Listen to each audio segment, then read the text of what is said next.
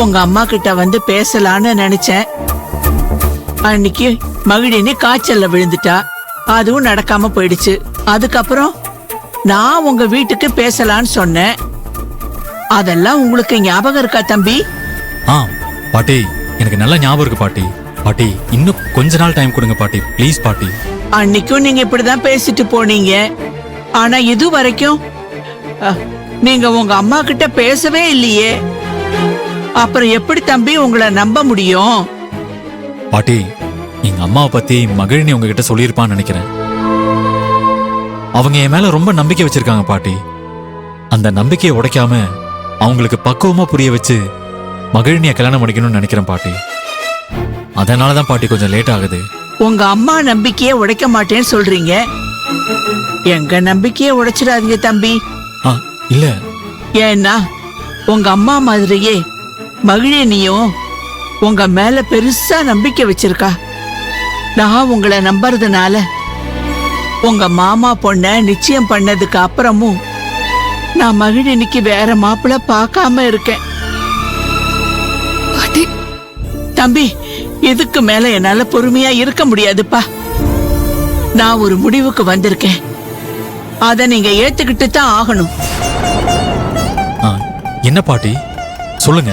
நாளைக்கே பக்கத்துல இருக்கிற கோயில்ல வச்சு என் பேத்திய கல்யாணம் பண்ணிக்கணும்.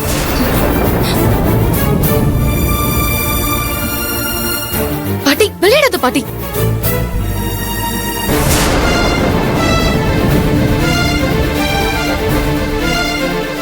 ஆதி யார் கூட பேசுறான்?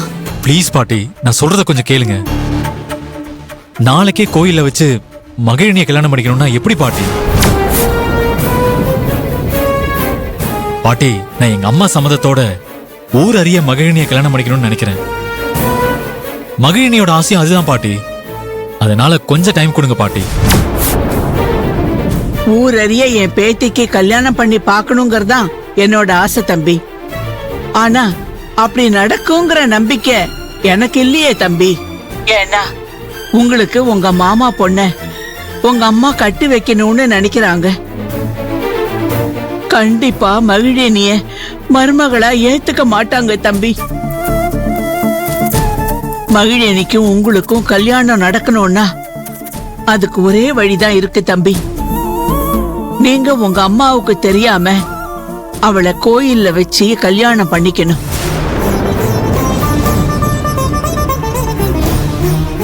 இத பாருங்க, பெத்த பிள்ளைங்க என்னதான் தப்பு செஞ்சாலும் அம்மா புள்ளைய வெறுக்க மாட்டாங்க. தாயுள்ளங்கிறது அதுதான் தம்பி.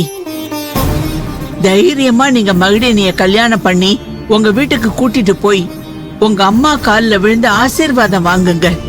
அதுக்கப்புறம் தன்னால அவங்க மனசு மாறும்பா.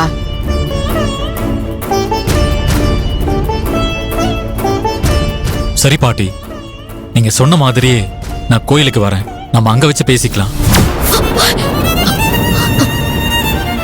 இதுக்கு மேல பேசுறதுக்கு இடமே இல்லப்பா. நாளைக்கு காலையில கோயில்ல ரெடியா இருக்கும். நீங்க வந்து என் பேத்தி கழுத்துல தாலி கட்டிதான் ஆகணும். மகிழினியோட பாட்டி கோயில்ல வச்சு ஆதிக்கும் மகிழினிக்கும் கல்யாணம் பண்ண பாக்குறாங்களா? அவங்க நினைக்கிறது நடக்காது. அவங்களுக்கு நான் செக் வைக்கிறேன். பாட்டி, எதுக்கு பாட்டி இப்படி ஆதிய மிரட்டுறீங்க? நீங்க பண்றது தப்பு பாட்டி. ஆதி பாவம் பாட்டி. அவர் என்ன பத்தி என்ன நினைப்பாருன்னு யோசிச்சியா? நீ சும்மா இரு மகிழினி. நீ வேணும்னா ஏமாடியா இருக்கலாம். ஆனா என்னால அப்படி இருக்க முடியாது. எனக்கு உன்னோட வாழ்க்கை தான் முக்கியம். அதுக்காக ஆதிய மட்டும் இல்ல, அவங்க அம்மாவையே மிரட்டுவேன். பாட்டி, நான் என்ன சொல்றேன்னா, இத பார் மகிழினி, நான் சொன்னா சொன்னதுதான். நாளைக்கு காலையில ஆதி கோயிலுக்கு வருவாரு. ஆதிக்கும் உனக்கும் கண்டிப்பா கல்யாணம் நடக்கும். நான் நடத்தியே தீருவேன். நீ ரெடியாரு. தள்ளு.